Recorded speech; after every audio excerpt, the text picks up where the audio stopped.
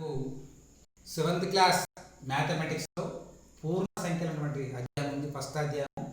ఈ పూర్ణ సంఖ్యలు మనం ఇంతకుముందు క్లాస్లో ఈ పూర్ణ సంఖ్యలు ఏమిటో డిస్కస్ చేసాము. మళ్ళొకసారి పూర్ణ సంఖ్యలు జడన అక్షరంతో చూస్తాము. ఈ పూర్ణ సంఖ్యలలో మనకు సహజ సంఖ్యలు ఉంటాయి, అంటే 1 2 3 4 5 ఇట్లా ఉంటాయి. తర్వాత పూర్ణాంకాలు ఉంటాయి, అంటే సున్నా కలిపితే పూర్ణాంకాలు అంటాము. ఇక్కడ వరకేమో సహజ సంఖ్యలు, ఇక్కడ నుంచి అయితే పూర్ణాంకాలు. ఇందులో మైనస్ అంటే రుణ సంఖ్యలు మనం కలిపితే అప్పుడు మనకు ఈ విధంగా వస్తాయి. వీటిని పూర్ణ సంఖ్యలు అంటారు. పూర్ణ సంఖ్యలు అంటే ఏంటి?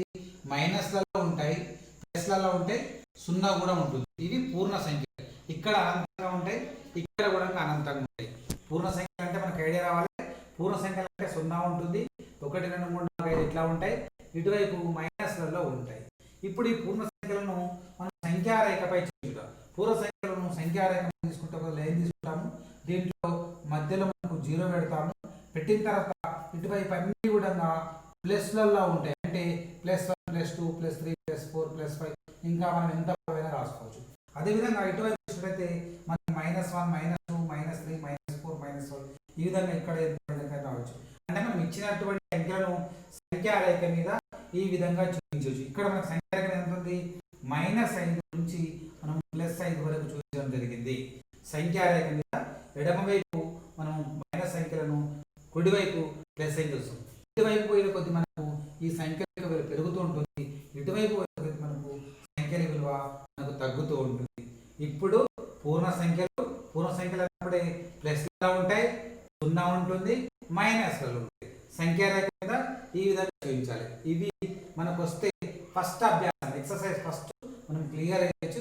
కాబట్టి ఇంతవరకు ఒకసారి నోట్ చేసుకోండి. ఇప్పుడు అభ్యాసం ఫస్ట్ లెక్క చేద్దాం. ఇక్కడ మనకు అభ్యాసం పూర్ణ సంఖ్యలు 7th క్లాస్ మ్యాథ్స్లో పూర్ణ సంఖ్యలు అభ్యాసం ఫస్ట్లో మనకు ఫస్ట్ లెక్క ఏమిచ్చిందంటే సంఖ్యారేఖపై గుర్తించిన సంఖ్యలలో పెద్ద మరియు చిన్న సంఖ్యలను గుర్తించండి. ఆల్రెడీ ఒక సంఖ్యారేఖ ఇచ్చిండు. ఆ సంఖ్యారేఖ మీద గుర్తించినటువంటి సంఖ్యలలో ఈ సంఖ్యలలో మనకు పెద్ద సంఖ్య చిన్న సంఖ్య రాయమన్నారు. ఇక్కడ సంఖ్యారేఖ మనకి ఏముందంటే -6 -5 -4 -3 -2 -1 1 2 3 4 5 6 వరకు ఉన్నాయి. ఇందులో గుర్తించినటువంటి సంఖ్యలు అంటే ఈడొకటి గుర్తించుండు -3 ఉంది, ఈడొకటి గుర్తించుండు +2 ఉంది. ఈ రెండిట్లలో మాత్రమే మొత్తం సంఖ్యారేఖలు అనలేడు, గుర్తించినటువంటి వాటిలో మాత్రమే పెద్ద సంఖ్య చిన్న సంఖ్య రాయమన్నాడు. ఇక్కడ మనకు 0 ఉంది.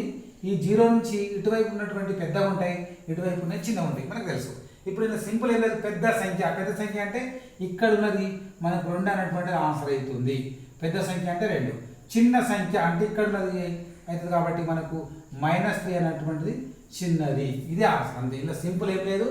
పెద్ద సంఖ్యలు అంటే ఇక్కడనే అవుతాయి, చిన్న సంఖ్యలు అంటే ఇక్కడనే అవుతాయి. ఇప్పుడు ఫర్ ఎగ్జాంపుల్ ఇది మనకు బుక్లో లెక్కించుండు. ఇప్పుడు ఇది కాకుండా మనం ఇంకొక లెక్క ఏదైనా అడిగిన అనుకోండి, అప్పుడు కూడా రాయచ్చు. అంటే ఇప్పుడు -5 ఉందనుకోండి, లేదా -4 ఉందనుకోండి, ఇప్పుడు ఇది ఏమవుతుంది? ఇది చిన్నది అవుతుంది. ఇందులోనే ఒకవేళ మైనస్లో అడిగితే కూడా ఈ రెండు కంపేర్ చేసినప్పుడు ఇది చిన్నది అవుతుంది, ఇది పెద్దది అవుతుంది. ఇక్కడ కూడా మనకు ఒకవేళ 1 4 అనుకోండి, ఇది పెద్దది అవుతుంది, ఇది చిన్నది. అంటే మనం ఏవైనా మనకి ఇచ్చినప్పుడు ఈ సంఖ్యారేఖలో కుడివైపు ఉన్నాయి అన్ని పెద్ద అవుతుంటాయి, మనము ఎడమవైపు ఉన్నాయి చిన్న అయితే. ఏ రెండు సంఖ్యలు తీసుకుంటే ఈ రెండు తీసుకుంటే కూడా ఇది పెద్దది, ఇది చిన్నది. ఈ రెండు తీసుకుంటే ఇది పెద్దది, ఇది చిన్నది. ఇక్కడ ఈ రెండు తీసుకుంటే ఇది పెద్దది, ఇది చిన్నది. ఈ విధంగా సంఖ్యారేఖ మీద ఏవైనా అంకెలు మనకి ఇచ్చినప్పుడు ఈ విధంగా గుర్తించాలి. దీనికి ఆన్సర్ మాత్రం ఇంతే. కాబట్టి ఇది నోట్ చేసుకో. అభ్యాసం 1లో 2వ లెక్క. క్రింద ఇచ్చిన పూర్ణ సంఖ్యల మధ్య గల అన్ని పూర్ణ సంఖ్యలు రాసి వాటిలో కనిష్ట గరిష్ట సంఖ్యలను తెలపండి. ఫస్ట్ ఇచ్చినటువంటి పూర్ణ సంఖ్యలు మధ్యలో ఇచ్చిండు, వాటిని మొత్తం రాయాలి. పూర్ణ సంఖ్యల మధ్య గల అన్ని పూర్ణ సంఖ్యలు రాసి వాటిలో కనిష్ట గరిష్ట. కనిష్ట అంటే చిన్నది, గరిష్ట అంటే పెద్దది. ఇది గుర్తుపెట్టుకోవాలి. ఇప్పుడు ఇక్కడ ఫస్ట్ లెక్క ఏమంటే -5 -10 ఉంది.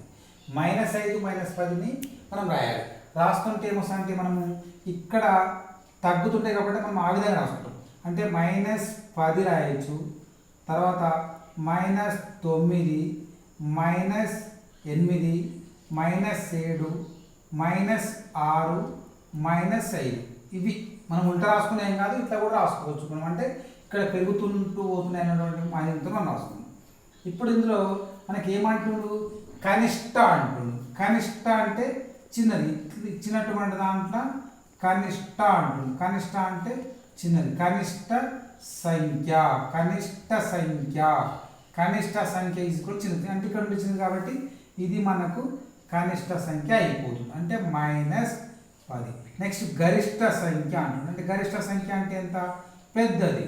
గరిష్ట సంఖ్య అంటే పెద్దది ఇచ్చినటువంటి దాంట్లో కాబట్టి -5. ఇక్కడ మైనస్లలో ఉంటే మైనస్లలో ఎంత పెద్దది ఉంటే అంత చిన్నది అవుతుంది, మైనస్లలో ఎంత చిన్నది ఉంటే అంత పెద్ద అవుతుంది. ఇది మీనింగ్ పెట్టుకోవాలి. ఫస్ట్ లెక్క క్లియర్.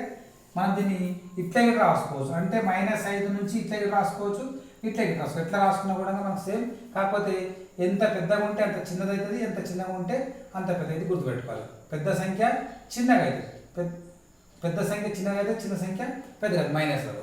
ఇప్పుడు ఇక్కడ చూడండి మనకు 3 -2 ఇచ్చిండు. మనము ఇందులో చిన్న చూసి రాసుకుంటూ అవుతుంటే -2 అయిన తర్వాత -1, తర్వాత 0, 1, 2, 3 ఇవి ఇచ్చినటువంటి సీక్వెన్స్లో మనం మొత్తం రాసినాం, మధ్యలో అన్ని రాసినాం. ఇప్పుడు ఇందులో కూడా మనకి ఏమంటుండు కనిష్ట సంఖ్య. కనిష్ట అంటే చిన్నది, కనిష్ట సంఖ్య. కనిష్ట సంఖ్య మనకి ఏమవుతుంది? చిన్నగా అవుతుంది. కాబట్టి కనిష్ట సంఖ్య చిన్నగా ఏముంది? ఇది అంటే -2. గరిష్ట సంఖ్య అంటే పెద్దది, గరిష్ట సంఖ్య పెద్దది. గరిష్ట సంఖ్య మనకి ఇందులో ఏముంది? 3 ఉంది. కాబట్టి ఇది చిన్నది, ఇది పెద్దది. ఈ విధంగా రాయాలి. ఇంకొక బిట్ ఉన్నది, మీరు ఊరిగా ట్రై చేయండి. ఏం లేదు, ఇచ్చినటువంటి సంఖ్యలను మొత్తము ఆ మధ్యలోనే రాయాలి. రాసిన తర్వాత మనకు చిన్నది రాయాలి, పెద్దది రాయాలి. కనిష్ట సంఖ్య అంటే అన్ని మైనస్ ఉన్నప్పుడు ఎంత చిన్నది ఉంటే ఎంత పెద్దది ఉంటే అంత చిన్నది అవుతుంది. అన్ని మైనస్ ఉన్నప్పుడు ఎంత చిన్నగా ఉంటే అంత పెద్దది అవుతుంది. మైనస్ ప్లస్ వచ్చినప్పుడు ఆటోమేటిక్ మైనస్ చిన్నది ఏదైతే మైనస్ పెద్దది ఉందో ఇది మనకు మైనస్లలో కనిష్ట సంఖ్య అవుతుంది. ఇక్కడ ప్లస్ ఉన్నది మనకు పెద్దది. ఇది ఈ విధంగా ఇలా ఇంకొక లెక్క ఉంది, అది మీరు ట్రై చేయండి.